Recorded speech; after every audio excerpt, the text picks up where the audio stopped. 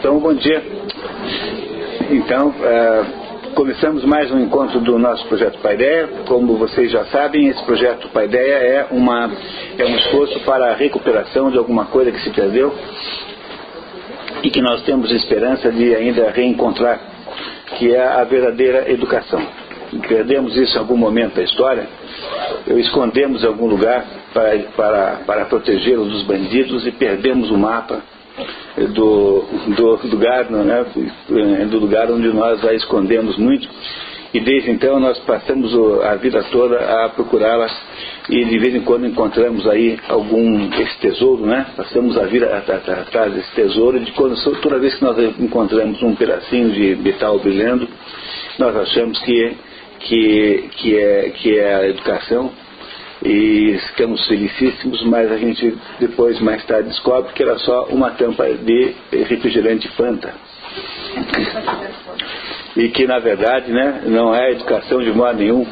E aí é por isso que durante esses últimos anos a educação tem sido assolada por uma quantidade escandalosamente grande de modismos e bobagens, por todas as tentativas de recuperar, todas de boa vontade, aliás, diga-se de passagem, todas feitas por pessoas que têm uma educação como mérito, que meritória, que têm uma atitude de educador, mas que, no entanto, não têm sido capazes de descobrir a verdadeira educação, que é aquilo que nós estamos procurando aqui.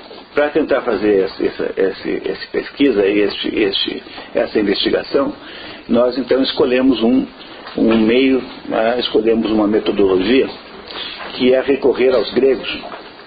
Os gregos, que são a metade, né, que representam metade da nossa gênese, da nossa carga genética. Nós temos o Ocidente, o mundo ocidental, como o Brasil, no qual o Brasil está inserido, tem como principais culturas formadoras, são metade do mundo ocidental, mais ou menos metade, né, é grego, e a outra metade é judaico-cristão. Então essas duas coisas que formataram a nossa existência, o nosso modo de ser, a nossa cultura.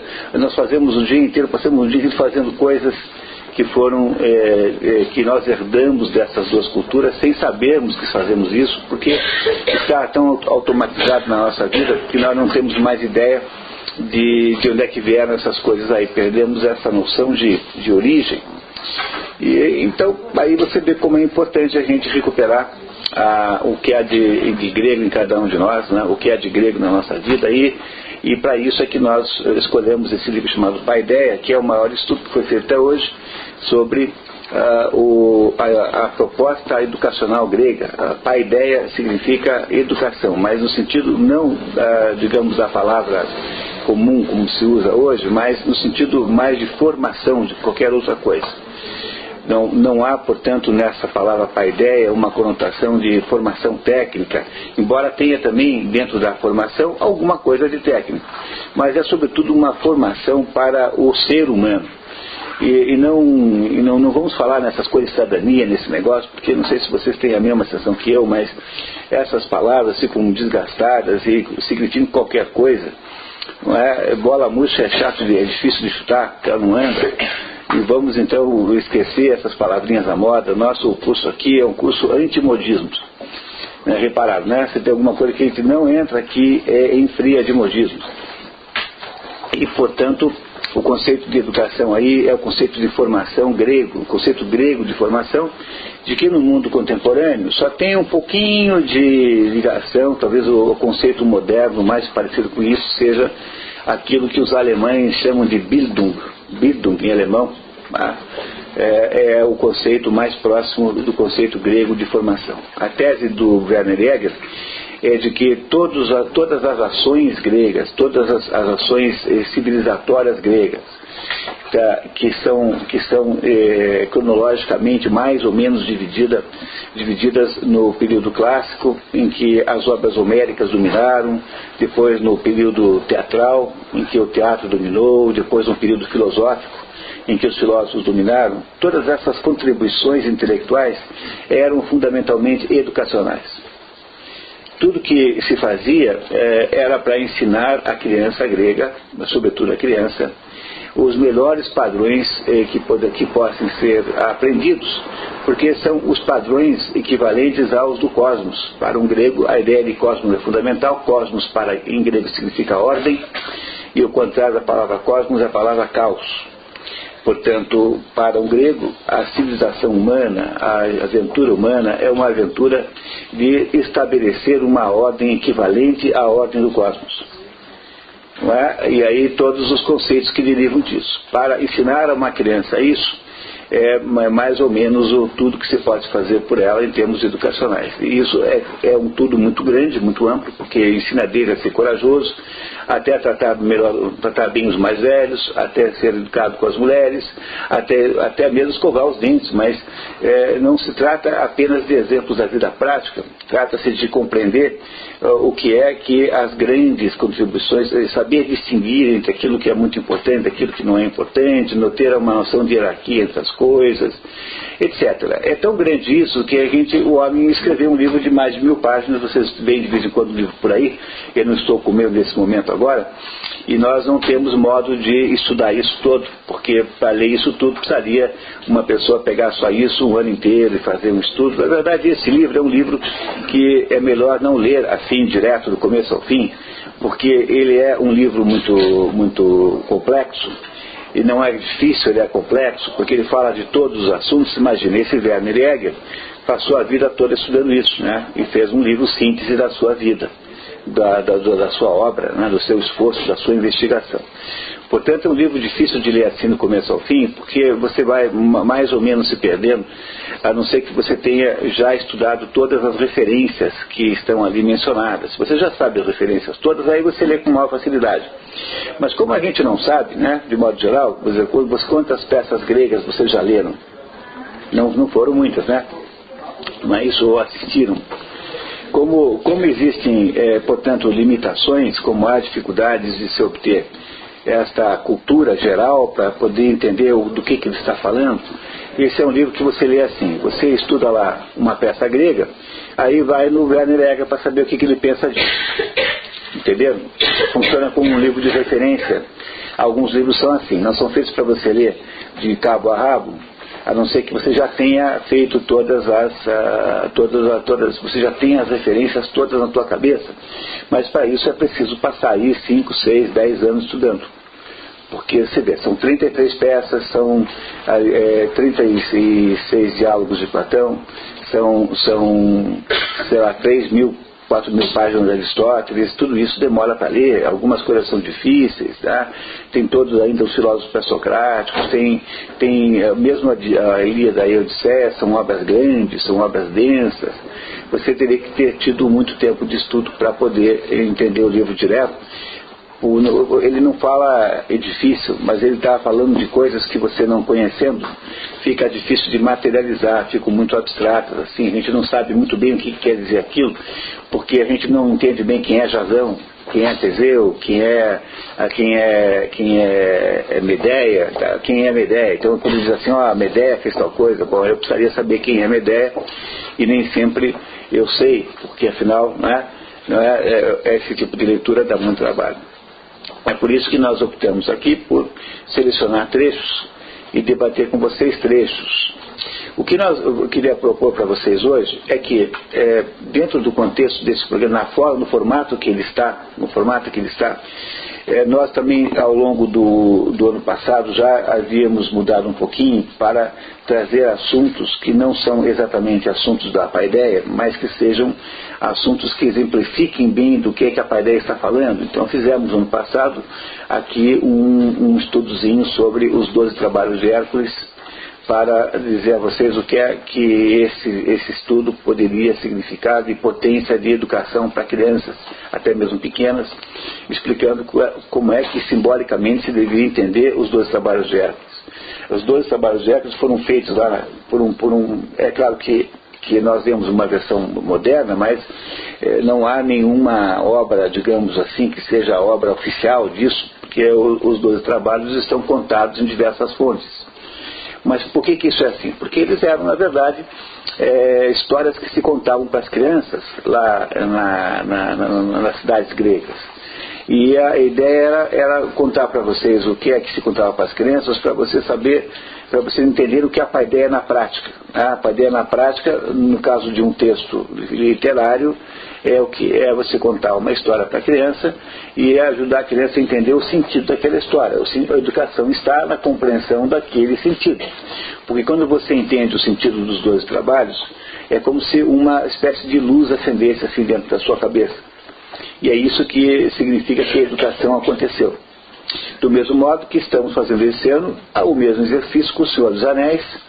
Faremos hoje também, depois do intervalo, estamos lendo aí um resumo do Senhor dos Anéis, que é outro livro muito grande, também não daria para ler aqui inteiro de modo nenhum, a não ser que a gente ficasse aqui até setembro e não fosse embora, daí daria certo, mas isso não vai ser possível, E, então o que nós estamos fazendo também é um estudo do Senhor dos Anéis com o mesmo objetivo, mostrando que uma história como o Senhor dos Anéis pode ser usada como educacionalmente apenas no momento e na medida em que você é capaz de auxiliar uma criança a entender o sentido que aquela história tem.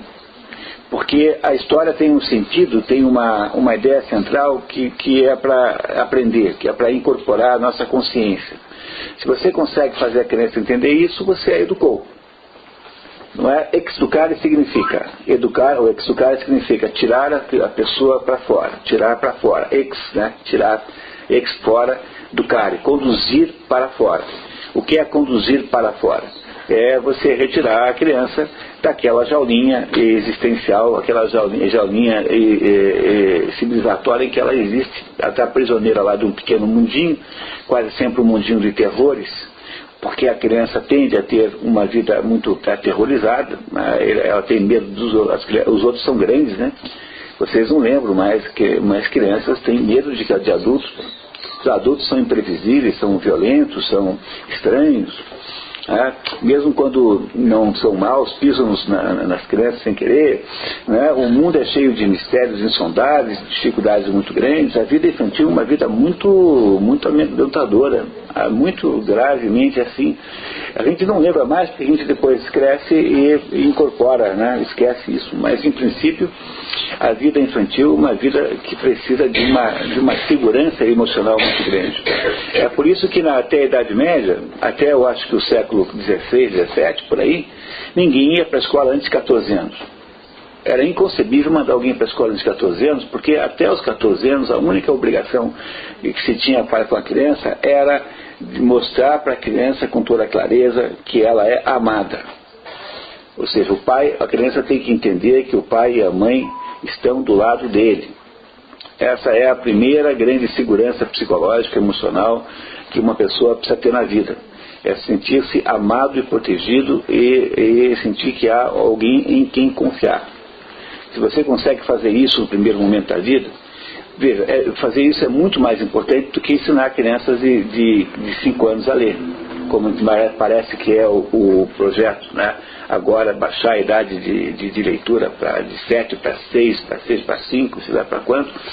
É muito melhor para a vida emocional da criança que ela sinta-se confortável nesse mundo de perigos, porque essa é de todas as situações a mais chave na vida. Esse mundo é um mundo de perigos e mistérios, e nós todos adultos já temos que interpretar o mundo assim também. Para nós também é assim, mas nós temos um grau já de certa maturidade, nós não nos deixamos aterrorizar de modo geral. Não é? Talvez quando você lê o jornal você se aterrorize um pouco, mas fora desses momentos assim, digamos, pornográficos da vida, você não se deixa aterrorizar desse jeito, pela vida. As crianças deixam se aterrorizar o tempo todo, porque elas são, afinal, têm meios muito pequenos de ação sobre o mundo. Elas são aquilo que o Aristóteles chamava de personagens irônicas. Elas são criaturas que não têm meios de ação sobre o mundo que possam não torná-la uma vítima das circunstâncias completa. Uma criança é uma completa vítima das circunstâncias. Se ela for muito pequena, for um bebê, ela nem mesmo rolar consegue. Um bebê nem mesmo rola. Está na mão. Olha, tia Cleusa. Tia Cleusa, seja bem-vinda. Parabéns para vocês todos. Eu estou com um projeto outro aqui. Não, nós queremos a sua... Tá bom. Tchau, Tia Cleusa. Portanto, o processo que nós chamamos de educação é esse processo de transferir para a criança os modelos que ela deveria olhar como modelos de referência na sua existência. Por isso é que nós estamos fazendo esse esforço aqui, e como eu estava dizendo, fizemos uma mistura de duas técnicas aqui. A primeira continua sendo essa de ler aqui os nossos trechos da Paideia, do Werner Jäger, e o segundo passou a ser ler aí, fazer esse estudo pelo menos do Senhor dos Anéis, que está aí pela metade mais ou menos, acho que nem isso, falta um terço, né, alguma coisa, e entender como é que um livro como o Senhor dos Anéis, que é uma das maiores obras escritas no século XX, talvez a maior obra que um adolescente, uma criança pré-adolescente possa ler, talvez, não sei qual é a idade mínima para entender essa história, também tem isso, né? Porque a gente não consegue entender qualquer história em qualquer momento da vida. Tem coisas que você só vai entender depois dos 50, não é? Sério, tem coisas que dependem de experiência de vida, depende de uma vivência, tem outras coisas que você pode entender mais cedo. Quando você fala de leitura, em leitura tem sempre três problemas, não é? Primeiro, não é? O primeiro problema da leitura é saber o que é que você deve ler. Portanto, qual é o repertório, qual é o cardápio que você deve ter, como é que é a sua biblioteca, quais são os livros que você deve ler, porque nós estamos rodeados de livros que não valem nada. Desses milhões e milhões e milhões de livros que existem, a maioria não vale nada. Não vale nada nem o trabalho de lê-los, porque eles são livros ou sem importância maior, porque são livros apenas para passar o tempo, ou alguns são livros realmente equivocados e ruins.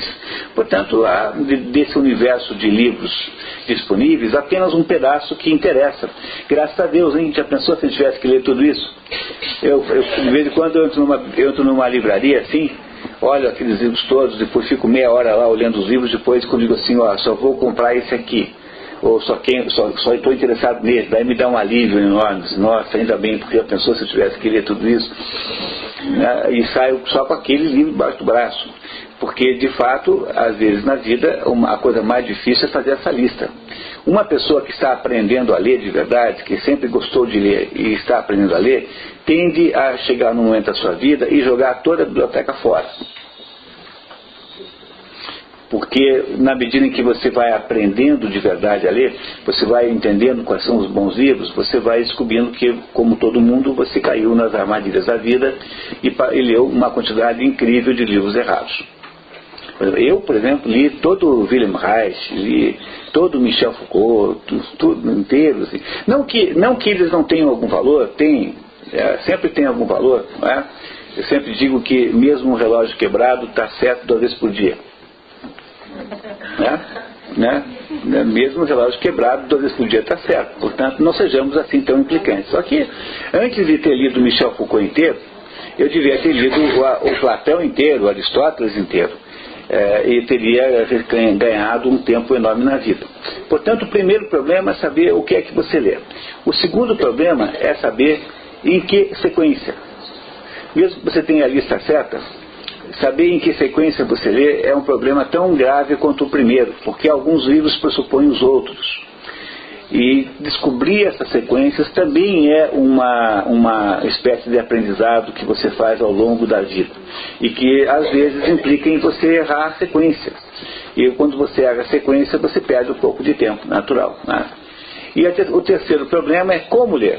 Qual é a metodologia certa de leitura, para que você possa de fato pegar o conteúdo do livro, porque o livro tem um conteúdo que não está aparente, ele é aparente, ele está ali à disposição, mas ele não é um conteúdo explícito, ele implica que você faça algum trabalho de perfuração geológica. Não é prospecção geológica, tem que cavar uns buracos no livro para achar o petróleo que está lá embaixo. E isso não literalmente, né? Nos livros a gente não deve fazer buraco no livro nenhum, tá? De preferência, tá? No livro a gente só escreve com lápis mole, lápis 5B, 6B, máximo 4B. Se o livro for seu também, né? Porque se for da Fatipa, Acho que não é uma boa ideia escrever nos livros da FIFA. Se o livro for seu, é melhor, você pode escrever com lápis mole nele. A única intervenção que você deve fazer no livro é encapá-lo, sem usar durex, por favor, porque usar durex é sempre ruim. E, em segundo lugar, você usar lápis mole para escrever comentários. Se você não conversar com o livro, você conversa com o lápis. Se você não conversa com ele, ele não responde. Mas se você conversa com o livro, ele começa a conversar com você. É notável o efeito que isso resulta. É muito difícil estudar de verdade sem fazer anotações no livro. E você pode criar um código seu mesmo, um código que você mesmo inventa para você, um código de anotações para você estabelecer alguma referência. Mas também cuidado, não risca o livro inteiro. Porque se você arriscar demais, também as ideias que você destacou ficaram tão comuns que não há mais destaque, né? Não é isso? Não é porque aí o destaque sobe por excesso de destaque.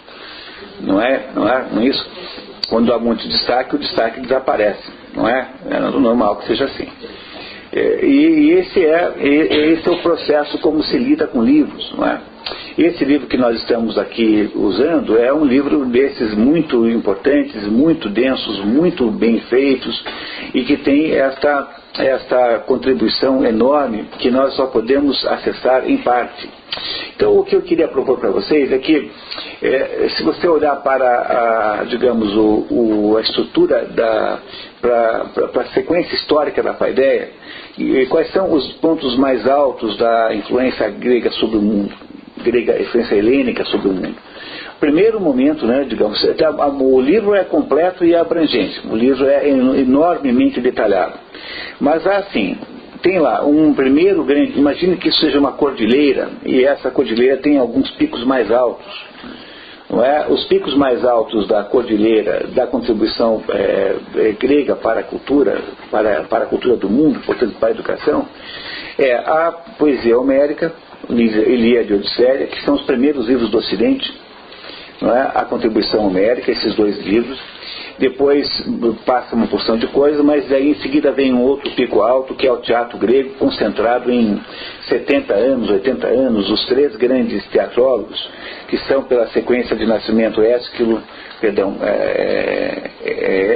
Ésquilo, Sófocles e Eurípides, estão em segundo lugar. Aí há uma segunda cordilheira próxima dessa, muito mais próxima dessa do que essa da primeira, chamada filosofia de Sócrates, Platão e Aristóteles. Existem também os pré-socráticos, mas os pré-socráticos são aqueles filósofos de que nós não temos muitas obras. Nós, na verdade, só temos trechos, não temos nenhuma obra inteira. Não sobrou nenhum texto inteiro. Eles são bastante desconhecidos, diria até assim. Portanto, eles não têm o tamanho, não têm a importância relativa que tem Platão, que escreveu 33 diálogos, não é? Dependendo da conta, né? Há quem acha que são 36, porque há diálogos de autoria duvidosa. Depois vem Aristóteles, que faz uma obra gigantesca, enorme. Portanto, eu penso que para que nós possamos ter uma noção, assim, digamos, muito completa do que nós estamos fazendo, estava conversando com a professora Ismênia agora aqui há minutos, né? E nós queremos propor para vocês de nós fazermos até o final do ano agora uma seleção mais selecionada ainda do que nós estamos fazendo e lidar com textos desses grandes autores até chegar em dezembro no Aristóteles. Digamos assim, nem que isso nós temos que pular mais espaçadamente na seleção dos textos para nós podermos chegar em dezembro com uma sensação de que fizemos o tour completo. Entendeu? De termos ido ao Rio de Janeiro, fomos ao Pão de Açúcar, fomos ao Corcovado, né? Fomos ao Jardim Botânico, fomos à Quinta da Boa Vista, e não precisamos ir ao baile gay, ao gala gay, não vamos precisar ir, né? Então não tem importância, não dá para ir em todos os lugares, não é? E vamos então lidar com esse assunto assim, tentando concentrar o máximo que nós pudermos os nossos excertos nesses grandes momentos. No final do ano, quem está aí há 2 anos, muitos de vocês imaginam que estejam aí há 2 anos, né? Nem todos, mas terá tido uma visão muito completa do que tenha sido a contribuição grega para a cultura do mundo. Portanto, nada é tão grande em termos educacionais como isso, porque isso é a verdadeira educação. Nós imaginamos encontrá-lo em algum lugar, encontramos então aqui debaixo do nosso próprio nariz. E só não sabíamos que estava ali, não é? E talvez estejamos aí relativamente imunizados contra os modismos que assolam desgraçadamente esse assunto. Não há nenhum assunto tão capaz de, tão ameaçado por modismos como educação. A educação não é para fazer modismo. A educação não é para formar cidadão, não é para formar agentes ecológicos, não é para formar chatinhos militantes. Isso não é para a educação. As crianças já são chatas o suficiente, sem que vocês piorem, entendeu? Tornando-os, insuportáveis, né? E as crianças elas precisam entender e participar da grande aventura cultural humana, e não dar isso a elas é uma pena, porque nós as tapeamos tentando transformá-las em guardas mirins da ecologia, quando na verdade elas precisam entender um pouco melhor as coisas fundamentais da vida.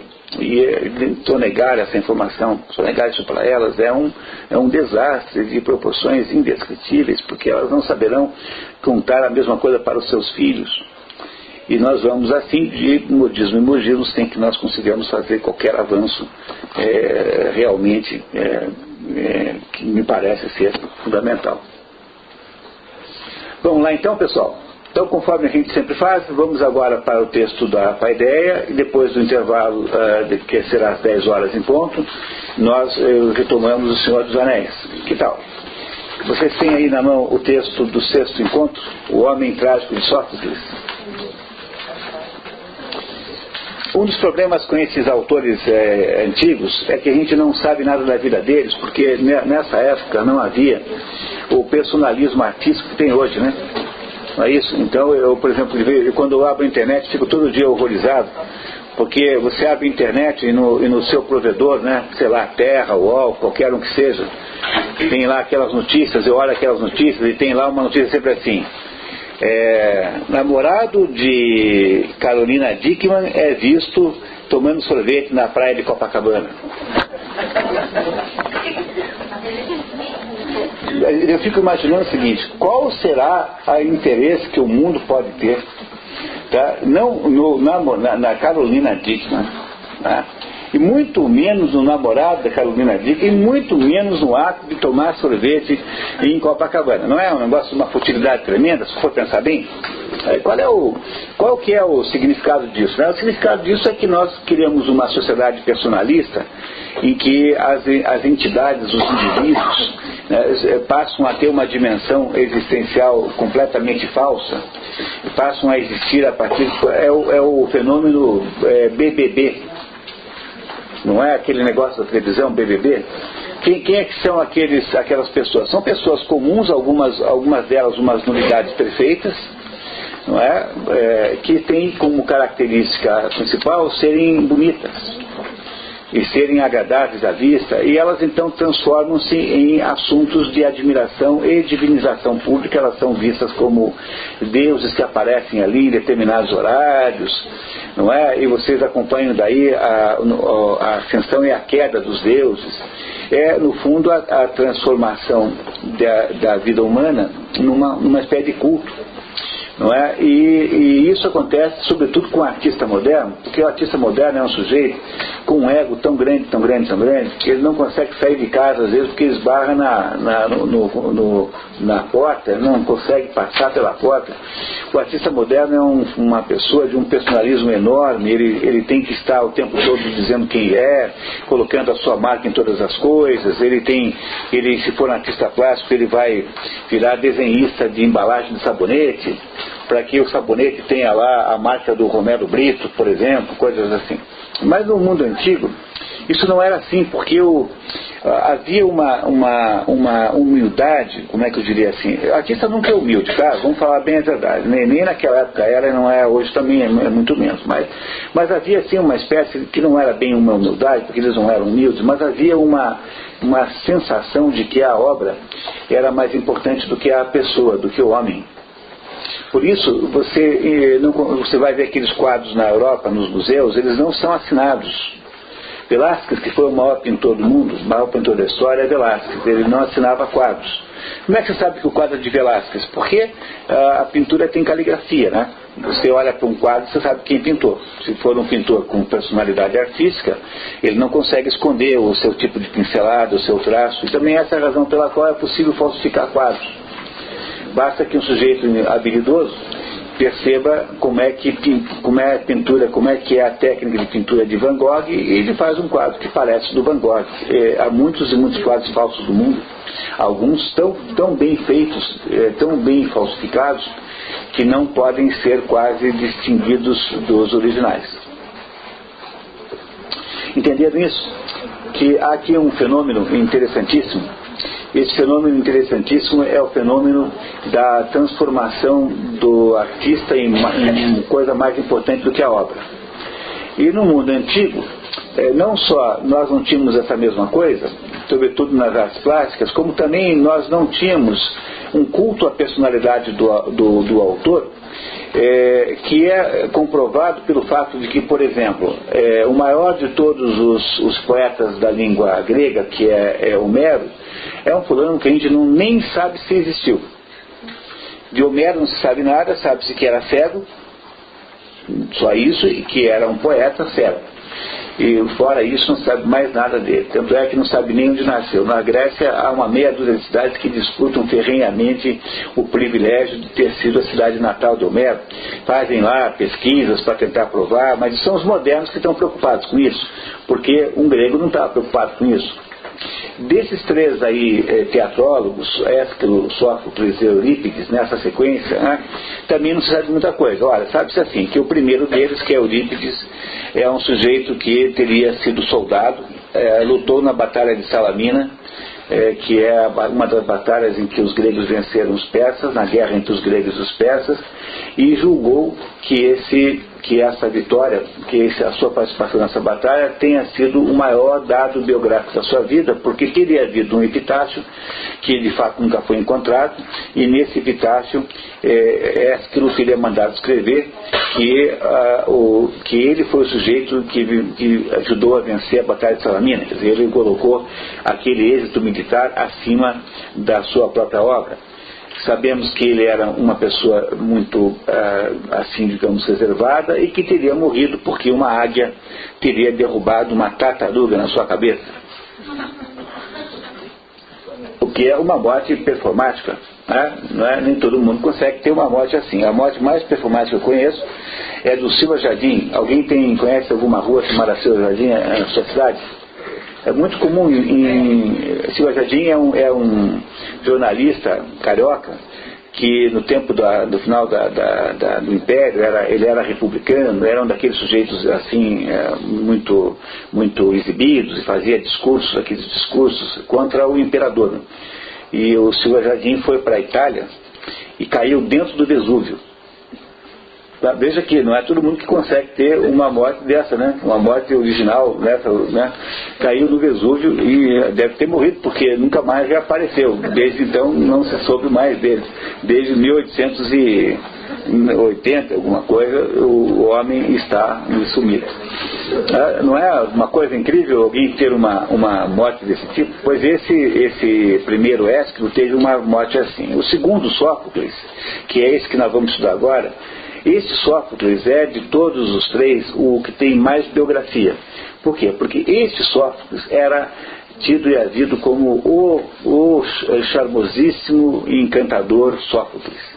Era um homem de muito charme, um sujeito educado, um sujeito agradável, que tinha, assim, portanto, uma capacidade enorme de atrair amigos, simpatias para ele.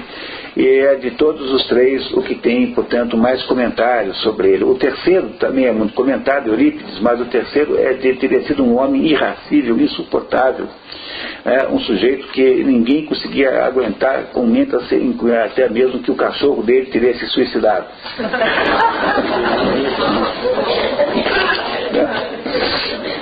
Não é isso? Tá? O que, aliás, foi o que aconteceu com o gato do João Gilberto, que queria cair do prédio lá em Salvador, mas não caiu, pulou certamente do prédio, porque vocês imaginem que morar com o João Gilberto deve ser uma experiência equivalente de desgraça assim, existencial. Tá? Mas, contados para vocês essas 3 fofocas, né? Eu me sinto aqui agora como um colunista social do teatro grego, tá, né? O Leão Lobo do quê? Da revista Caras, tá? Então, tendo eu feito essas fofocas todas, eu só queria insistir no fato de que não se sabe muito sobre essa gente, porque não havia nessa época um culto de personalidade do artista. Quando você passa para a filosofia, em seguida, de Platão, o que é que se sabe? Muito pouco. Teve um sujeito chamado Diógenes Laércio, que depois, bem mais tarde, escreveu um livro chamado A Vida dos Grandes Filósofos, para fazer comentários sobre a vida dessas pessoas, mas é o único trabalho que se conhece de comentários sobre esses antigos filósofos, e assim é muito discutível, porque é um trabalho cheio de fofocas, algumas muito inadequadas, assim. Mas Platão mesmo nunca contou a vida dele. Ele, numa das cartas que sobraram de Platão, tem alguma coisinha. Aristóteles, por exemplo, não se sabe nada de Aristóteles. A única coisa que ele deixou sobre ele foi uma carta testamento, que ele ia morrer, e deixou um testamento em que ele faz comentários sobre para quem ficariam as coisas, tal, em que há uma revelação do modo como ele pensava, de um homem de uma generosidade extraordinária, assim, de uma grandeza pessoal extraordinária. Mas fora isso não sabemos nada, portanto é difícil começar pela biografia. A verdade é que Sófocles é o continuador do teatro de Ésquilo. Ésquilo é o primeiro que vem e que tem ainda um teatro. Se vocês lembram da nossa última conversa sobre isso, que já faz talvez mais de mês, né? Se vocês lembram um pouquinho disso, Ésquilo tem um teatro em que fica claro sempre a submissão do homem, a dependência do homem às situações da vida, porque o teatro grego que eu estou falando aqui é o teatro trágico, e a tragédia tem essa natureza. A tragédia é uma situação da vida em que, embora você faça tudo certo, embora você tenha todo o cuidado de se esforçar para fazer tudo certo, você na verdade acaba levando uma rasteira do destino, porque na vida acontece isso de fato, realmente, concretamente.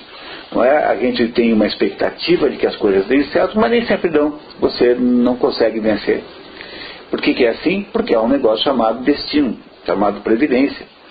E que isso é uma espécie de roda da fortuna. Os orientais chamam de roda da fortuna. É como que alguém tem uma grande roda e alguém mexe naquilo, e quando cai lá, pá, casar com fulano. Entendeu? E esse fulano não era bem quem você imaginava casar, mas acabou casando com esse. Veja quantas pessoas casam com quem de fato querem, né? É muito difícil. De modo geral, casa-se assim com uma mulher que aceitou topar você, quer dizer, não é para quem os seus defeitos não são tão relevantes assim, né? Não é isso? Não é assim que faz, né? Quer dizer, a vida é cheia de coisas assim. E como os gregos tinham a percepção profunda disso, eles dizem que essas coisas são produzidas pelos deuses, são os deuses agindo. Um oriental dirá que é a roda da fortuna, e um católico, um cristão dirá que é o destino, que é a providência. Tá? São 3 maneiras de falar da mesma coisa. Para um grego significa ação dos deuses, para um oriental, para um chinês, para um japonês, para alguém de cultura oriental, para um indiano, sobretudo, é a roda do destino, e para um cristão é a providência, porque o cristão acha que, embora o destino seja completamente caótico, e de fato caem para você umas loterias da vida que você não sabe o que caiu, não é? Mas no fundo deve ter alguma boa razão pela qual aquilo aconteceu. E essa razão está associada ao plano de Deus para a sua vida. E esse plano de Deus para a sua vida você não sabe, talvez só vai saber no juízo final. A diferença central, a diferença principal entre a visão cristã, da visão oriental e da visão grega, é que para os gregos essa situação é uma situação trágica no sentido de canto do bode. O bode é um animalzinho que vai ser sacrificado num sacrifício, então ele chora, né? ele lamenta. Portanto, para um grego, esses fatos imponderáveis da vida são a parte da desgraça, a parte, digamos assim, trágica da condição humana. Tragédia é isso, significa canto do bode. A palavra tragédia é canto do bode. Para um oriental, a roda da fortuna é alguma coisa do mundo aqui em que nós vivemos e que, portanto, faz parte da ilusão geral que esse mundo aqui implica. Tanto as coisas boas quanto ruins são apenas ilusórias. Para um cristão, essa imprevisibilidade e essa incompreensibilidade da vida é parte de um plano divino. Deus organizou isso.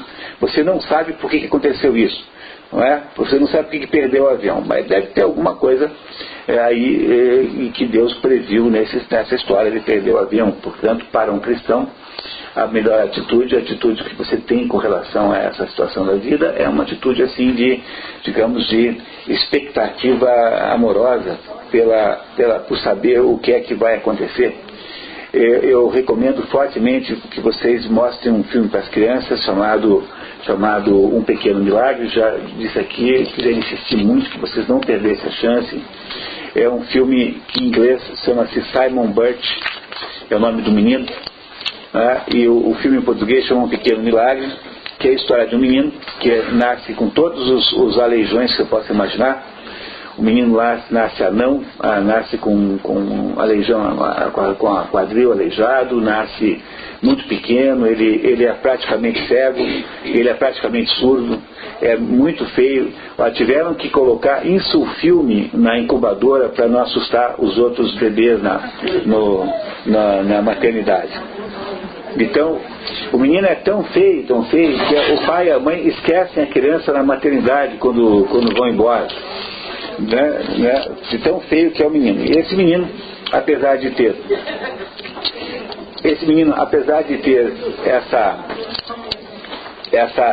essa situação muito desfavorável, né, de ser um menino que não tem as condições pessoais de sucesso, ele tem a convicção de que ele é daquele jeito por alguma razão.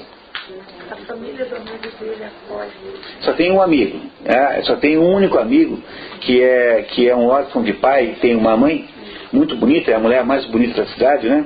Eu acho que não vou contar mais, porque senão eu vou estragar o filme. Mas nem isso dá certo, né? Até isso, que era a única amizade que ele tinha, acaba num desastre. Portanto, esse menino é um menino perseguidíssimo pela sorte, e ele não sabe muito bem, ele tem uma convicção profunda de que ele é assim por alguma boa razão, porque tende a haver por trás disso um plano. Ele só não sabe por quê, porque é o normal que a pessoa seja bela. Por que logo eu, fui ficar ao mesmo tempo torto, né, surdo, cego, sem pai, sem mãe, rejeitado pelo pai e pela mãe? Por que tudo deu errado comigo? É uma coisa que a gente, de modo geral, faz, né? Você deve ter lembrado, se você for lembrar da sua vida, você já deve ter achado um belo dia que o mundo estava totalmente contra você e que tudo deu errado ao mesmo tempo. Tendo muito menos razão para achar isso do que o Simon Birch. Porque o Simon Birch, de fato, é um sujeito desgraçado pela vida, assim, não é? Não é isso? Ele é desgraçado, mas o que acontece com ele? Ele não se deixa tomar por essa atitude de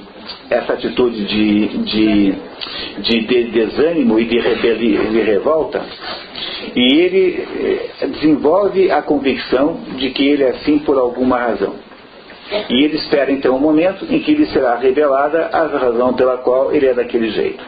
Pois essa é, de todas as que eu conheço, a melhor interpretação da visão cristã do destino, que me parece que é imprescindível para entender nossa própria vida. Portanto, se vocês precisam contar para as crianças, sobretudo se você tem crianças que têm um nível social ruim, que tem um nível social mais baixo, que tem dificuldades, se você está na escola mais pobrinha, onde tem as crianças com maiores problemas de sei lá, enfim, até mesmo se for numa cidade maior, de delinquência, enfim, o que for.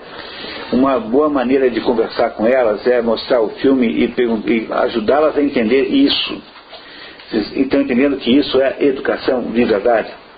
Porque, de alguma maneira, vocês estão contando para elas como é um modelo cristão, né, de percepção da vida humana, né, não é isso?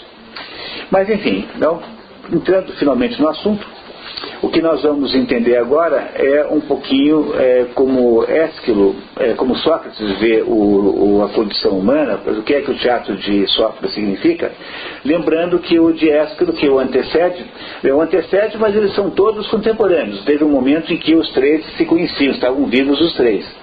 Ésquilo, Sófocles e Eurípides estavam vivos na mesma época. Eles disputavam os mesmos festivais de teatro. Não é? Portanto, eles são contemporâneos. Né? É claro que o Ésquilo é muito mais velho do que o Eurípides, mas como as pessoas duram 60 anos, então tem um lá de 25 e o outro de 60 e se conhece. Né? E por causa disso, né, cada um desses teatrólogos gregos, ele representa sempre um passo à frente.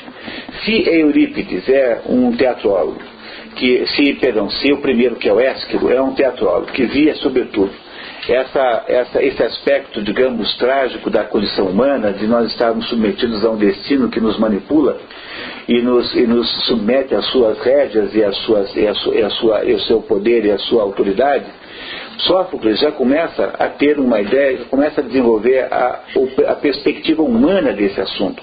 Sófocles deve ter feito muito sucesso na sua época, porque enquanto o teatro de Ésquilo, que é o primeiro, é um teatro duro e implacável, o teatro de Sófocles é um teatro emotivo, porque afinal as personagens agora começam a lidar com essa tragédia de um ponto de vista humano. Portanto, há uma mudança de foco de um teatro de um para o outro, que nem sempre é fácil de perceber quando você lê as peças, não é? Porque a gente como tudo parece muito parecido, mas há sutilezas que estão assim.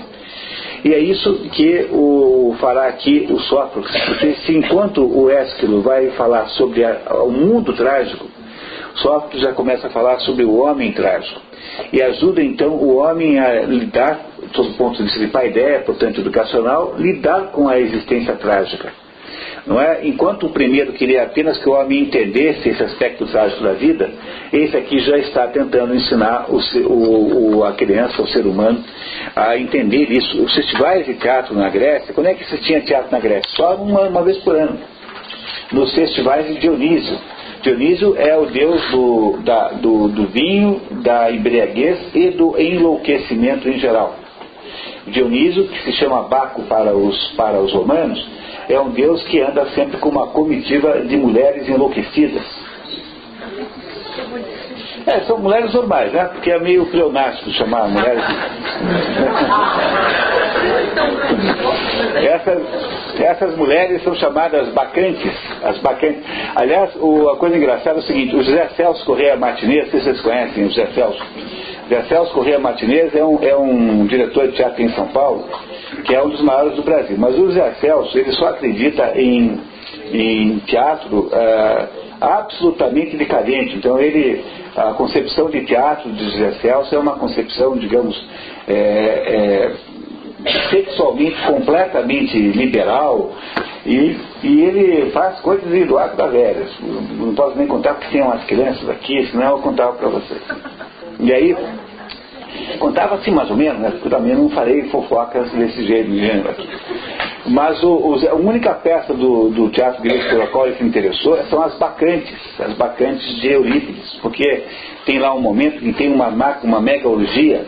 Então ele resolveu achar aquilo bacana, porque ele poria no palco uma orgia também, né? Daí é absolutamente adequado para a sua perspectiva teatral, o Zé Celso, né? Que é mais ou menos o reflexo do teatro moderno, digamos, o teatro moderno brasileiro. E, portanto, no Festival de Dionísio, que era aquele momento em que era possível enlouquecer, não é? Era possível enlouquecer. Aliás, o nome carnaval vem daí. Carnaval vem de carro navales. Carro navales era um carroção que imitava um navio, cheio de bacantes em cima, todo mundo completamente bêbado. Aquele carro Navales, né, passava com aquela gente toda, né, bêbada, e ia embebedando. É como aquele negócio lá na Oktoberfest, aquele negócio de cerveja que vai embebedando todo mundo assim. E daí veio a palavra carnaval. Está uma associação, portanto, entre carnaval e deuses gregos, né? E o Dionísio, então, nesse festival, havia concurso de teatro. Cada concorrente apresentava 3 tragédias que tinham uma ligação entre si, portanto, eram trilogias, e apresentava uma comédia. 3 tragédias e uma comédia. E o Ésquilo e o Sófocles e Eurípides disputavam um contra o outro, e cada ano ganhava um. Não é? O Sófocles, se não me engano, ganhou 13 vezes, não tenho certeza agora. 13 anos ganhou o concurso. E ele vai agora, o Werner Egger vai nos contar então, não é? O que é que nós temos que entender sobre o teatro de Sófocles, sobre o ponto de vista educacional. Vamos lá então? Eu precisava de um leitor. Você me ajuda, Inês? Você está com condições? Tá. Então eu vou pedir aqui novamente para explorar mais uma vez a Inês, que a Inês é a leitora oficial do programa de Expedições pelo Mundo da Cultura, que acontece aqui à noite, na noite de sexta-feira. E a Inês é uma leitora excepcional, ela tem formação teatral, lê muito bem. Eu agradeço já antecipadamente. Obrigado, Inês. Vamos lá? Todos têm o papel na mão?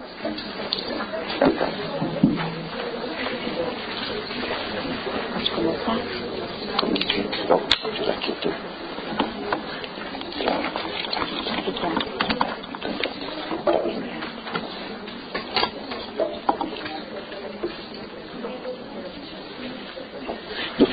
No final do nosso curso a gente faz a montagem das bacantes.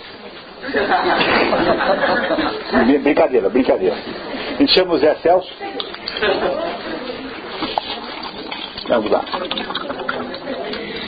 O Homem Trágico de Sófocles, página 321. Um escultor de homens como Sófocles pertence à história da educação humana como nenhum outro poeta grego, num sentido inteiramente novo.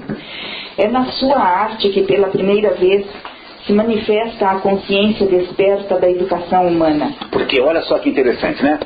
Se o que veio antes, seu Ésquilo, porque os 3 são maravilhosos, os 3 são grandes poetas, são maravilhosos. Se o Ésquilo que veio antes, fica claro que mostra para o ateniense da sua época, porque quando eu digo grego, eu estou falando ateniense, porque tudo isso agora já é um fenômeno de Atenas, e não é mais um fenômeno grego, nunca houve um fenômeno grego, né? Porque aquilo nunca foi uma unidade. Se o primeiro já contou para os atenienses que a vida humana não está à mercê do homem, ou seja, que por mais que você pense que controla a sua vida, você não é capaz de estabelecer o destino da sua vida, porque você tem a obrigação moral com as coisas que você faz, entendeu? Você tem a obrigação, você tem responsabilidade moral sobre os seus atos e decisões, mas você não tem responsabilidade sobre o destino da sua vida. Vocês entenderam isso, pessoal? Se vocês tiverem entendido isso, já valeu a pena vocês terem passado aqui amanhã de sábado. Qualquer pessoa tem responsabilidade sobre os atos da sua própria vida. Aquilo que você faz é da sua responsabilidade. Se você fez errado, você está responsabilizado por aquilo. Portanto, os seus atos são da sua responsabilidade, mas você não tem responsabilidade pelo seu destino. Porque o seu destino não é formatado pelos seus atos. Às vezes o seu destino acontece a arrepio, ao contrário do que os seus atos desejaram. Porque existe esse aspecto misterioso da vida, que é o aspecto do destino, da providência, enfim, o que for.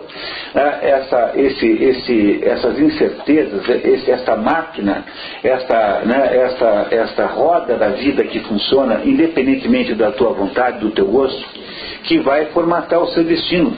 Portanto, nada garante que você consiga obter aquilo que você planejou na sua vida. Enquanto a gente não entende isso, eu acho que mulher é muito mais fácil de compreender isso, sabe?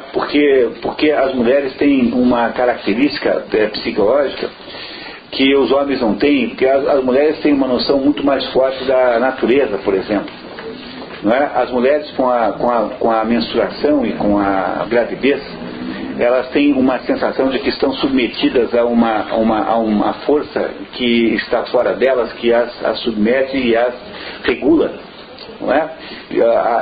A experiência da menstruação, que eu não tenho, mas que eu não... também não é que eu desejo ter, entendeu? Mas não estou aqui com ciúmes de vocês por causa disso. Tá? A experiência da menstruação é uma experiência que ajuda a mulher a entender que há uma espécie de força contra a qual não se pode brigar, que a submete a um ritmo da natureza. Veja, a menstruação é lunar, né? Lunar, a gravidez só não menstrua quando toma a pílula, né? Quando não ovula e quando fica grávida. Mas ficar grávida é o cúmulo da submissão natural, porque é uma pessoa que está dentro de você e que está se desenvolvendo de uma forma, digamos, autônoma.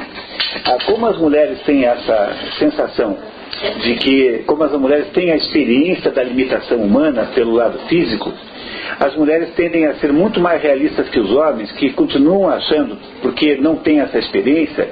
Os homens pensam, por exemplo, que podem derrotar a natureza, podem fazer não sei o quê, podem controlar o átomo, podem não sei o quê. Todas essas ideias assim de onipotente são todas masculinas. Repararam que são todas masculinas? Porque o homem não tem noção dos limites, o homem não tem o realismo do limite humano. E é por isso que para o homem é difícil aceitar o fato de que a vida não é o resultado direto, não é o resultado concreto da sua ação sobre o mundo. E é por isso que o fracasso masculino é um fracasso trágico, que é um fracasso que gerará provavelmente alcoolismo, gerará uma desestruturação. Olha, uma vez eu fiz um estudo no escritório lá em Curitiba sobre as crianças de rua em Curitiba. Fizemos um estudo, falamos com todo mundo que cuidava de crianças de rua. E aí descobrimos o seguinte, que primeiro, que criança na rua não é problema, é solução. Porque a criança que está na rua está numa situação muito melhor do que ficar em casa apanhando todo dia do padrasto. Portanto, para nós é um problema, mas para a criança é uma solução. Segundo, que tem tanta gente metida nisso, que se cada um levasse uma criança para casa, acabaria o problema de criança da rua. Se cada uma das ONGs metidas nisso levasse cada uma criança para casa, resolveria. Mas também não resolveria nada, porque no dia seguinte abririam 200 vagas na rua. E teria mais 200, porque a rua também tem uma limitação, porque há também uma quantidade possível de crianças na rua. E essa limitação, portanto, só significa que haveria novas vagas, né? Agora descobrimos uma coisa mais interessante do que isso. Descobrimos que a origem do problema é a seguinte. Está quase sempre associado à migração rural. Aquela família que não tem mais emprego no campo e que muda para a cidade maior. Aí chega na cidade maior e o homem da família, né, o pai da família, começa a fracassar. E ele, como fracassa, ele não tem capacidade emocional de aguentar o fracasso. Então o que acontece com ele é que ele acaba morto numa briga, ou acaba bêbado, ou acaba preso, ou simplesmente o sujeito desmonta emocionalmente, desaparece e larga lá na favela a mulher com 3 crianças. Mas como na favela não dá para ter mulher, não dá para mulher não ter homem, porque senão ninguém respeita, o que ela faz? Casa com o primeiro traste que aparece. E esse traste que violenta e bate nas crianças. E as crianças então todas fogem para a rua, porque na rua pelo menos ela tem aquela sensação, que é uma sensação real de liberdade, né? Porque afinal agora eu posso fazer o que eu bem, entender? Ninguém me manda lavar a orelha. Não é? Enfim, a menina não vai para a rua, raramente, né? Porque a menina na rua corre um risco imenso, né? O menino vai para a rua. E aí você tem a população de rua montada a isso. É muito mais difícil o fracasso do homem para a mulher, porque a estrutura psicológica do homem não é uma estrutura que tem uma quantidade de ilusões tão grande, que a mulher não tem, porque a mulher tem uma noção de realismo existencial muito maior. A mulher é muito mais realista do que o homem é. Como o homem tem essas autoilusões, o que acontece quando você perde as ilusões? Você cai num fenômeno psicológico chamado depressão. O que é depressão? Depressão é o que acontece com você quando você perde as ilusões sobre alguma coisa. A depressão é um processo de cair na real. Na verdade, isso é a origem da depressão. A depressão é quando você perdeu as ilusões. E é por isso que para um homem é difícil dizer que há uma força maior do que ele, que é capaz de dominá-lo, né? Porque o homem é cheio de atitudes completamente insensatas. Uma das razões pelas quais a minha ex-mulher disse que separou de mim é porque eu chegava numa cidade que eu nunca tinha estado na vida e tentava achar um endereço sem perguntar para ninguém.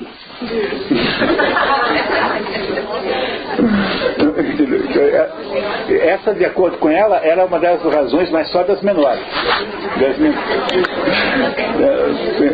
Entenderam? Eu não sei se você tem essa experiência. Os homens são assim de modo geral? O seu marido também é assim? Está vendo? Compreenderam que isso é... Então, pessoal, só concentrando aqui, entenderam que isso é um ato de onipotência? A onipotência é um ato masculino, porque o homem não tem noção dos limites da vida, porque eles não menstruam. Se os homens menstruassem, eles teriam uma ideia dos limites pessoais, da impossibilidade de dominar a natureza, por exemplo. O homem acredita piamente que é capaz de dominar a natureza. Mas ele não é capaz de dominar a natureza nenhuma, mas ele acha isso. Por isso que apareceu o primeiro dizendo, olha, a nossa vida não é o resultado da nossa deliberação unilateral. A vida da gente tem como desfecho um resultado qualquer que não depende do que você fez. Depende de uma série de conjunto de coisas cujas realidades você não domina. Portanto, não há nenhuma responsabilidade sobre o seu próprio destino. Você não tem responsabilidade sobre o seu destino. Você só tem responsabilidade moral sobre os seus atos. Aí sim, e quando chegar no juízo final, o que Deus vai investigar não é o seu destino, é os seus atos. Por eles é que você vai responder. O seu destino, olha, Deus vai dizer assim, meu filho, você levou um azar na vida, não sei o quê, mas olha, aqui tem agora a vida eterna toda, pô. O que é 30 anos de sofrimento para quem vai viver a vida eterna bem? E você vai dizer, pô, que verdade, que besteira, como eu estava exagerando, como eu era bobo naquela época. Vai ser uma coisa mais ou menos assim, entendeu? Não é isso? Agora, o destino que você tem, na verdade, você não controla. É isso que disse Ésquilo para os gregos, para ensinar as crianças, né? Para ensinar o cidadão grego. Disse isso para eles. Agora, o que fará Sófocles? Sófocles irá dar uma ideia do comportamento humano frente a isso. Entenderam como é que você progride de Ésquilo para Sófocles? Então vamos continuar, por favor. Vamos lá. É algo totalmente diverso da ação educadora no sentido de Homero, ou da vontade educacional no sentido de Ésquilo. Pressupõe a existência de uma sociedade humana para a qual a educação, a formação humana na sua pureza e por si mesma, converteu-se no ideal mais alto. Isto, porém, só é possível a partir do momento em que uma geração, após ter vivido duras lutas interiores para conquistar o sentido do destino, lutas de uma profundidade esquiliana, coloca o humano como tal no centro da existência. Para Ésquilo, para o anterior, quem está no centro da existência é o destino, são os deuses. Agora é o homem que está no centro do destino. Ele vai olhar para... Ele não está em desacordo com o outro, só que ele está olhando da outra perspectiva. Não é? Antes era o destino olhando para o homem, agora é o homem olhando para o destino. Essa é a diferença de perspectiva que há entre esses dois aí, entre o Ésquilo e o Sófocles. A arte com que Sófocles cria os seus caracteres é constantemente inspirada pelo ideal de conduta humana que foi a criação peculiar da cultura e da sociedade do tempo de Péricles. Na medida em que aprendeu esta conduta, no que a sua essência tem de mais profundo, tal como a deve ter experimentado em si próprio, Sófocles humanizou a tragédia e fez dela o modelo imortal da educação humana, de acordo com o espírito inimitável do seu Criador. Quase se poderia considerá-la uma arte educativa, como em outra época e em condições de tempo muito mais artificiais o foi a batalha de Goethe no Tasso, para descobrir a forma na vida e na arte. Essa é um Tasso, Torquato Tasso, é uma peça de Goethe, que tenta muito mais tarde, né, porque Goethe já é aqui, século XIX, pertinho de nós, né, fazer a mesma coisa. Está fazendo essa referência, não tem importância. Simplesmente a palavra educação tem-se, por força de múltiplas associações, diluído e perdido o contorno, de tal modo que não é possível usá-la com inteira liberdade. Protágoras fala da educação da alma por meio da verdadeira euritmia e euarmostia. Essas duas palavras significam que ambas estão associadas à harmonia. Está explicado em seguida, tá? Olha ali, é só continuar na sequência. A justa harmonia e o justo ritmo devem nascer do contato com as obras da poesia, da qual receberam as notas. Protágoras já é um filósofo pré-socrático, é alguém que vem depois do teatro, ou mais ou menos na mesma época, mas que não chegou ainda a estar antes de Platão, a Sócrates e Aristóteles, que são os verdadeiros filósofos. É esse Protágoras, entre as suas diversas ideias, está essa, de que a poesia serve para você estabelecer o ritmo da vida. Quer dizer, a poesia tem uma beleza intrínseca, que é essas duas palavras, o ritmo certo e a harmonia certa, né? A harmonia certa é o ritmo certo, são para você imitar na sua vida isso. É como se a vida humana entrasse na frequência do belo, não é? O belo, veja, para o grego tudo está ligado. Quer ver uma coisa? Aristóteles, depois, mais tarde, dirá o seguinte, dirá que tem 3 tipos de conhecimento humano, e isso é bom vocês lembrarem para sempre, porque é bem importante isso. O primeiro conhecimento humano, aquele que, digamos, é mais simples dos 3, chama-se conhecimento poético. O que é conhecimento poético? Poético ou então, se vocês quiserem usar uma palavra menos estranha, um conhecimento produtivo. O que é conhecimento produtivo? É o conhecimento que permite que as pessoas façam coisas. Por exemplo, quando um médico trata um paciente, é poético. Quando um professor dá uma aula, é poético. Quando um marceneiro faz uma mesa, é poético. Quando um carpinteiro faz uma casa, é poético. Quando uma costureira faz um vestido, é poético. Poético ou poético é a mesma coisa. São todos conhecimentos que permitem que alguma coisa prática aconteça. Compreenderam, né? Tudo é poético. No fundo, poesia para um grego, né, a palavra originalmente, é tudo quanto é produção. Poesia é tudo quanto é produção. Hoje em dia a poesia é só verso, né?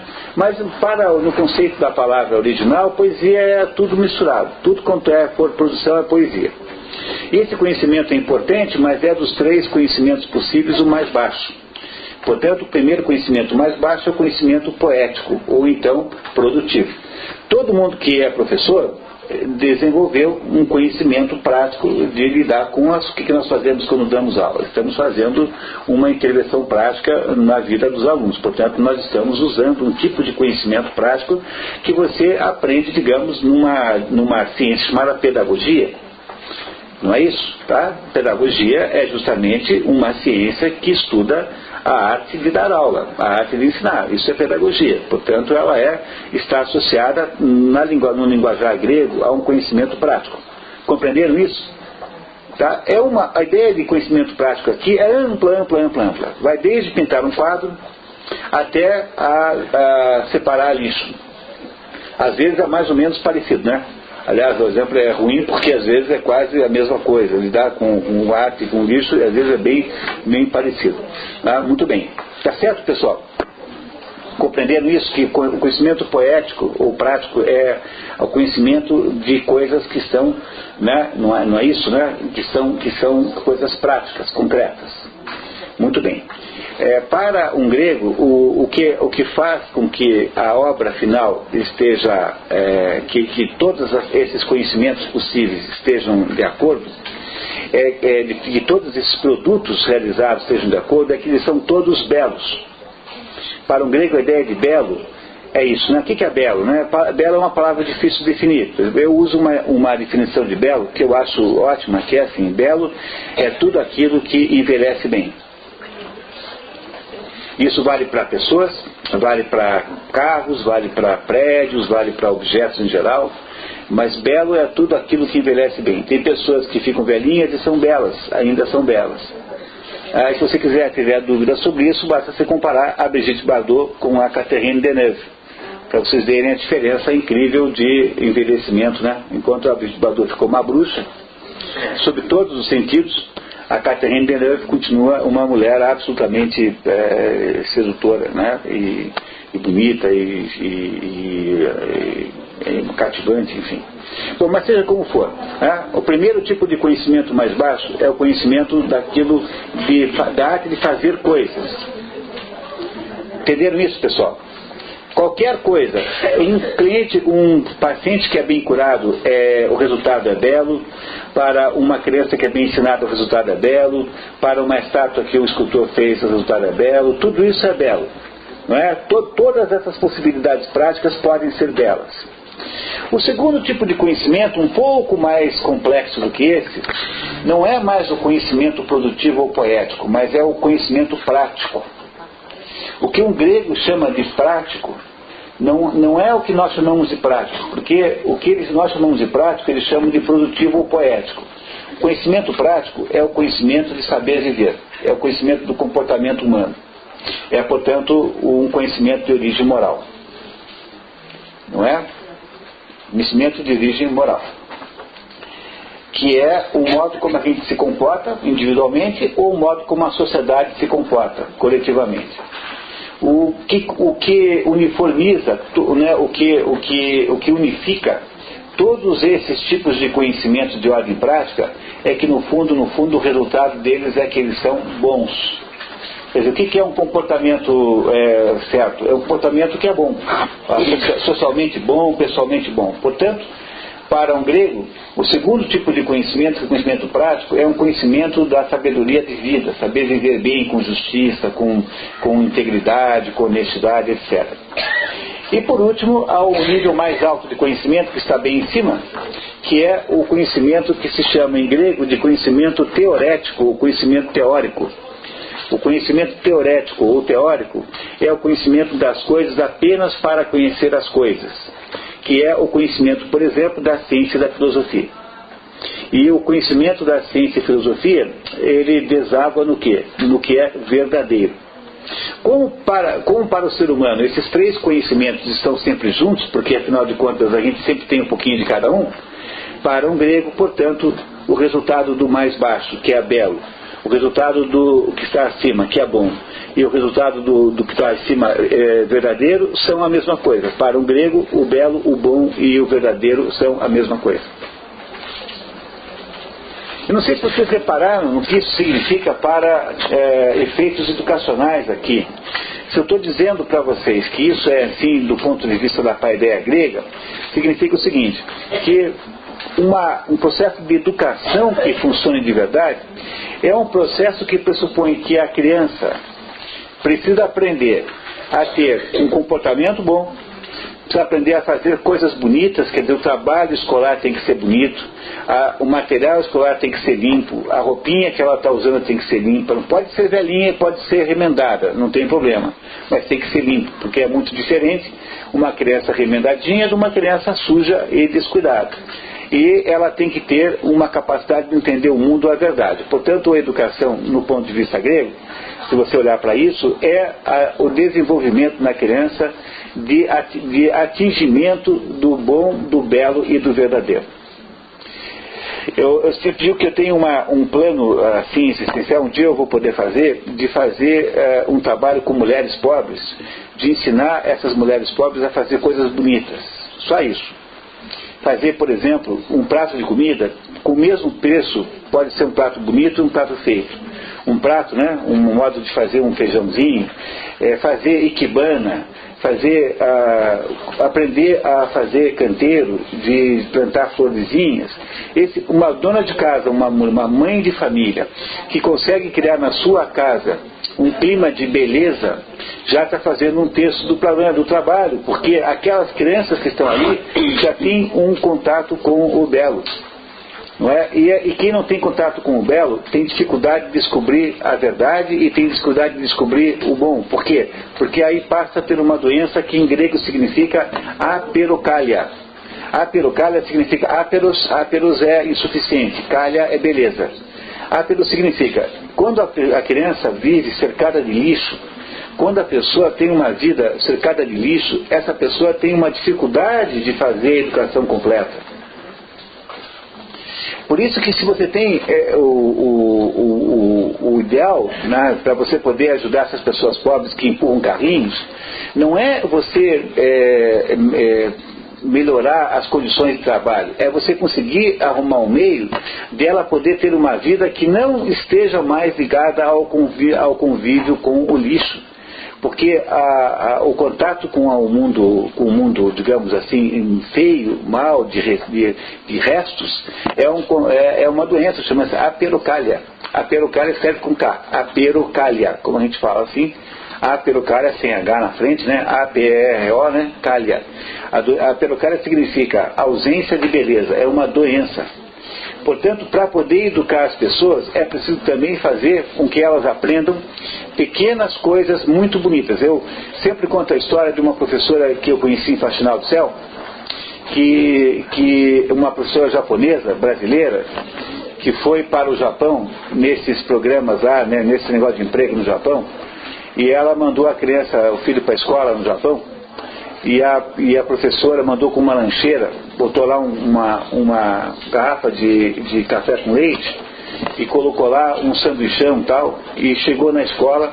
No dia seguinte a professora disse que veio falar com ela em casa, falou assim para a mãe, né? Falou assim: olha, tá errado, o certo é pouquinha coisa muito bonita, daí a criança vai dizer, mamãe me ama.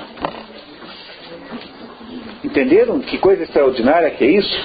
Não é? Que é o conceito do sushi, né? Do sashimi, que é o conceito daquele pouco bem feito. Porque você precisa, para educar as pessoas, que elas estejam associadas a um contexto de beleza. Porque o bom, o belo e o verdadeiro são a mesma coisa. Entenderam isso, pessoal? Está clara essa ideia? Muito bem, então vamos continuar aqui com o Ésquilo, por favor, vamos lá. Também nesta teoria, o ideal da formação espiritual se relaciona com o da formação do corpo, mas está mais próximo da escultura e da formação artística do que da arete competitiva de Simônides. Então, pessoal, aqui é o seguinte, né? Aqui você tem algumas menções a pedaços que nós não lemos, não é? Tá vendo? Que nós não lemos porque nós estamos tendo trechos. É por isso que de vez em quando aparece alguma coisa que a gente não sabe o que é. Não se preocupem, quando é importante eu aviso. Arete é o nome grego para nobreza, mas no sentido, arete é no sentido de virtude. Arete é virtude. Os gregos dizem que são duas deusas. Lembra da história de Hércules? Quando Hércules está indo lá para Tebas, ele encontra duas mulheres na rua, Arete e Edoné. Edoné é a deusa, uma mulher que representa os prazeres da vida. De onde vem a palavra hedonista, por exemplo. Uma vida hedonista, uma vida para prazeres. E tem uma outra mulher que representa a virtude. E aí elas dizem para ele assim: escolha uma de nós duas. A primeira atitude que faz Hércules, o primeiro impulso, é ficar com a Edoné. Ele anda um pouquinho com ela, de repente ele para, pensa melhor, volta e pega a arete. A arete é o contrário da Edoné, porque a arete significa virtude, e a virtude eventualmente significa uma repressão dos prazeres, ou seja, algum sacrifício para se ter virtude. Esse é o sentido de arete que está aqui. Agora, essa personagem não tem importância aqui na história, não nos preocupemos com ela. Vamos em frente. Alguma dúvida? Não? Tá, continuar. É daquele campo de intuições que provém o conceito normativo da euritmia e da euarmostia.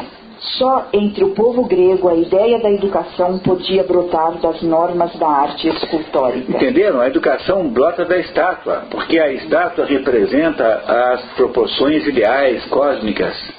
E, portanto, se a estátua é um modelo de imitação do cosmos, a educação tem que imitar a estátua, porque ela está imitando a ordem do cosmos. Compreenderam? Que é isso que se chama paideia, é quando todas as coisas são educativas. Todas as coisas produzem educação simultaneamente.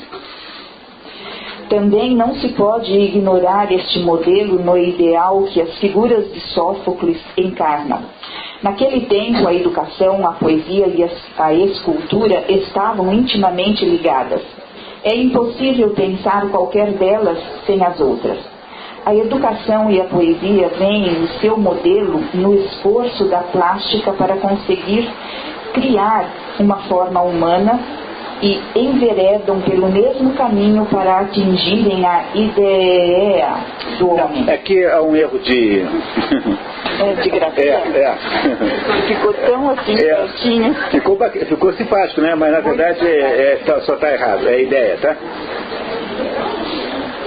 A ideia do homem. Por seu lado, a escultura aprende da poesia e da educação o caminho que leva ao espiritual. Em todas se revela uma alta valoração do homem que para as três se situa no centro do interesse. É esta tendência antropocêntrica do espírito ático que dá lugar ao nascimento da humanidade, não no sentido do amor humano pelos outros membros da comunidade, que os gregos chamaram filantropia, mas sim no sentido do conhecimento da verdadeira e essencial forma humana. Para entender isso é muito fácil, né? É assim, por exemplo, vocês já viram um cachorro na vida? Mais de um, né? Eles não são diferentes entre si? Não são diferentes, cachorro? Mas, nossa, tem bicho mais diferente do que cachorro? Tem desde um Yorkshire desse tamanho aqui, ó, tem cachorro de pesa 110 quilos, um dog alemão de 110 quilos. Como é que eu sei que um Yorkshire desse tamanho aqui e um dog alemão de 100 quilos são o mesmo animal? Eu posso chamar ambos de cachorro. Como é que eu sei isso? Não parecem iguais, né? Parecem muito diferentes. Como é que eu sei? No entanto, eu não tenho dúvida. Alguém tem dúvida que o Yorkshire é um cachorro? Às vezes não parece, né? Alguém tem dúvida que um dog alemão, um cachorro, é um cachorro também? Como é que eu sei que os dois são cachorros? Porque eles têm uma coisa em comum. O que é essa coisa em comum? É a sua essência. A sua essência. E como é o nome da essência do cachorro, Cláudia? Eles têm em comum a cachorridade. É só isso mesmo, tá? Entenderam que eles têm em comum a cachorridade? Porque seja qual for a forma aparente, seja qual for o tamanho, a cor, o tamanho do rabo, o jeito como ele dá a orelha, seja como for, eles têm uma coisa em comum que é a cachorridade. Pois o que está sendo dito aqui nesse momento? Pessoal, vamos concentrar um pouquinho só senão a gente não vai conseguir, tá? Tem muito barulhento. Vamos lá. Então, o que está aqui sendo dito é que deve haver também para o ser humano alguma coisa que é a sua essência. Mas isso não é só para seres vivos. Por exemplo, vocês já viram xícaras diferentes uma da outra? Não tem todo tipo de xícara? Tem grande, pequena, branca, amarela, tem grandona desse tamanho, tem, não é? Por que eu posso dizer que todas são xícaras? Chamar isso tudo de xícara? Porque elas têm uma coisa em comum que é chicaridade. É ou não é? Pois é completamente lógico isso, é óbvio. Elas têm dentro de si alguma coisa que eu identifico com a minha mente abstraindo, que me diz que elas todas têm uma natureza igual, embora elas tenham aparências diferentes. Do mesmo modo que os aviões são todos aviões, porque eles têm uma coisa chamada avionidade, e as ruas têm uma coisa chamada ruidade, e assim por diante. Pois o ser humano, para poder ser também identificado como um conjunto, não tem de ter alguma coisa que identifica todo mundo com si próprio? Como é que chama isso? Humanidade. Essa é a origem da palavra humanidade, como nós usamos hoje como substantivo, né? Usamos a humanidade como substantivo, mas a origem da palavra humanidade é essa aí. Entenderam? Ou seja, o que é que se procura sempre fazer dentro desse contexto aqui? Descobrir a humanidade do humano. O que é a humanidade do ser humano? É descobrir o que é o ser humano essencialmente. Isso é procurar a sua humanidade. Compreenderam o sentido agora? Portanto, humanidade não tem nada a ver com filantropia, você amar os outros, não é disso que estamos falando aqui. Tá? Ok? Continuamos? Inês, por favor. Página 333. É altamente significativo que Sófocles tenha retomado o tema de Édipo pouco antes da sua morte. Seria errôneo esperar deste segundo Édipo a resolução final do problema. Quem tentasse interpretar neste sentido a apaixonada autodefesa do velho Édipo, a sua repetida insistência em que foi na ignorância que realizou todos os seus atos, confundiria Sófocles com Eurípides. Tá, então peraí, olha só o que ele disse aqui, hein, pessoal, importantíssimo, hein? Tá vendo? Ele está dizendo o seguinte, que se você, o que diferencia é Sófocles de Eurípides. Eurípides é o que vem depois, né? Não é isso, tá?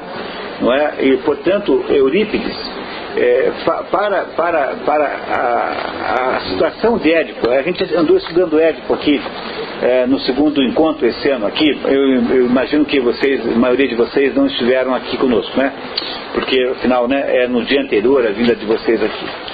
E o que ele está querendo dizer é o seguinte, que numa situação como a de Édipo, que é aquele sujeito que inadvertidamente, sem saber, mata o pai e casa com a mãe, não é? Mata o pai lá e casa com a mãe Jocasta, a atitude que tem a personagem frente àquela situação muda conforme os três poetas aqui em questão. Para o primeiro, que é Ésquilo, interessa sobretudo entender que o Édipo foi vítima de uma trapaça do destino. Ele é uma vítima do destino, ele foi enganado pelo destino.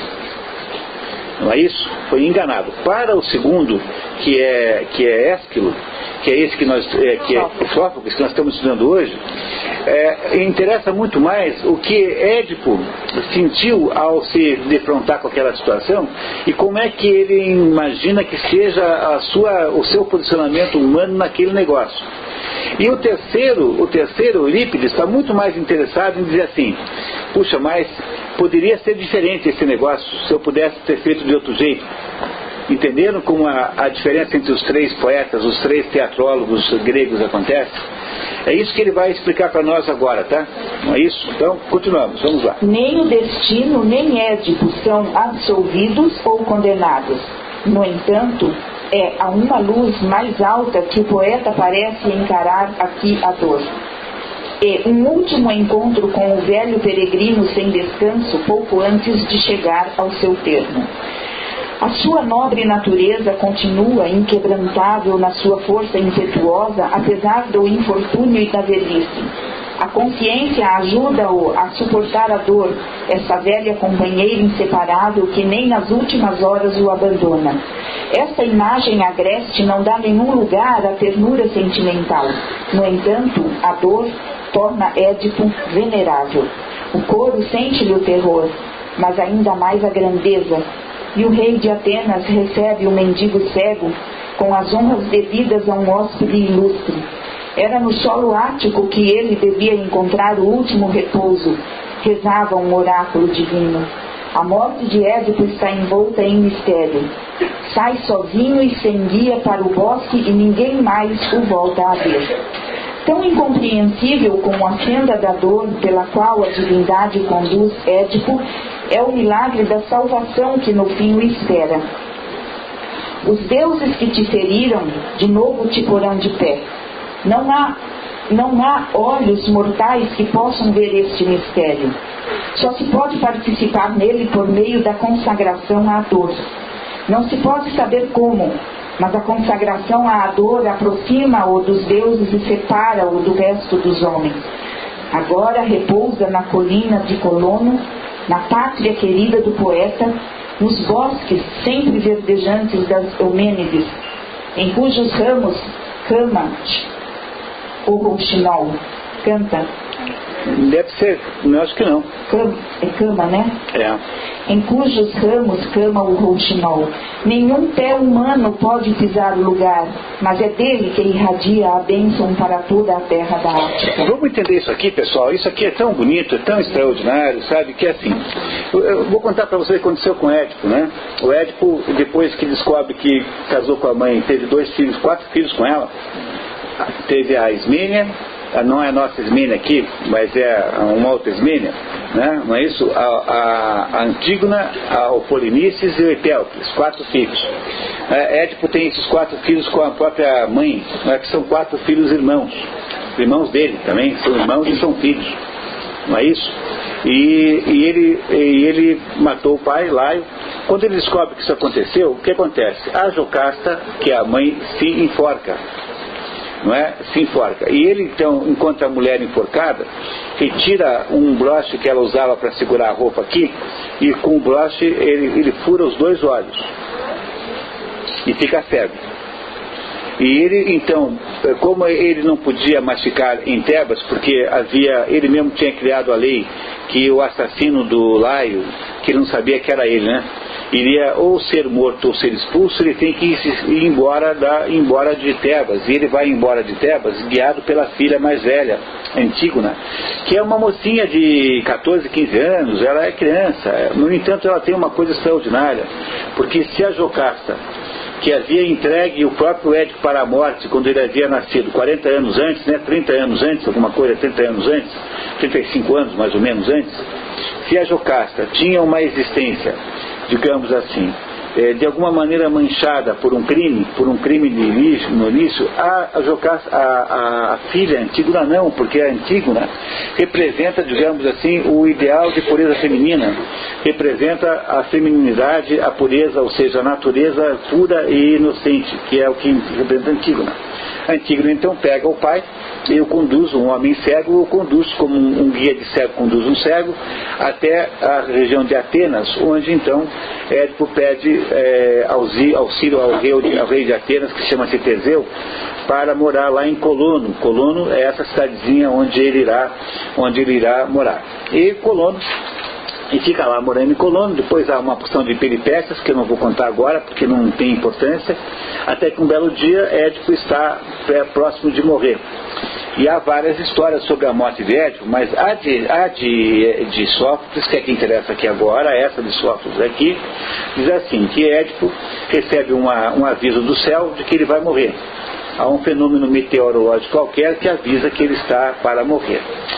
Como ele tem que morrer, então ele vai na direção de um lugar, de um bosque, que ninguém sabe bem para onde ele vai, e vai acompanhado de uma pessoa só, vai acompanhado do rei Teseu, que o leva conjunto, vão os dois, e quando chegam naquele bosque, Édipo morre, volta ao rei Teseu sozinho, e diz o seguinte, diz assim que ele não pode descrever o que aconteceu, que ele não é capaz de descrever o que aconteceu, portanto, está acima da sua capacidade de explicar.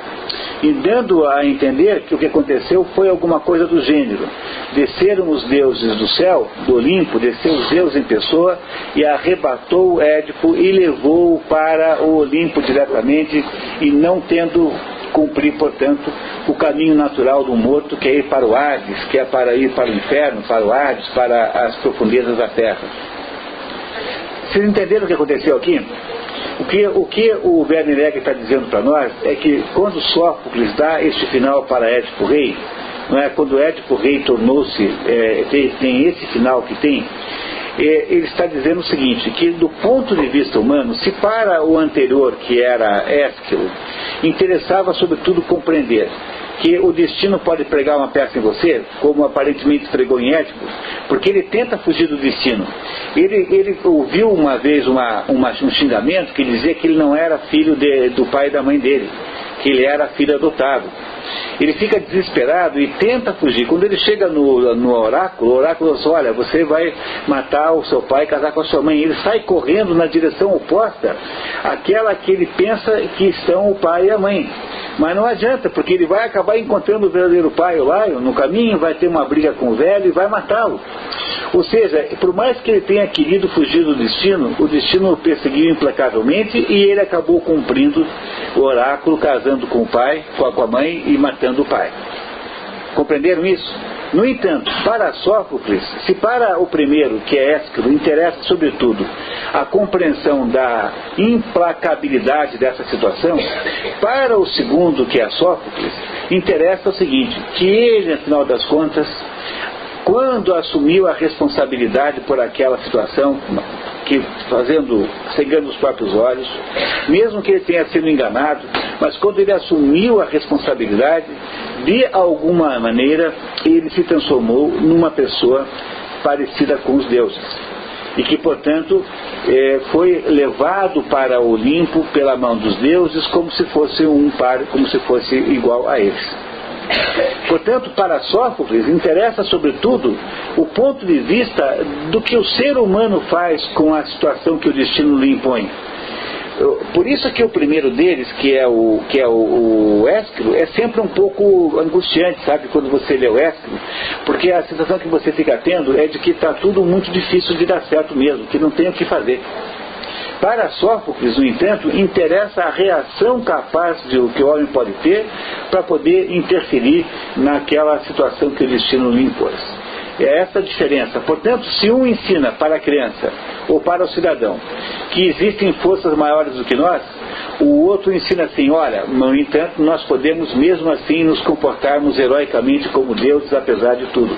E é esse o ponto educacional que está em Sófocles, que interessa dizer para vocês aqui.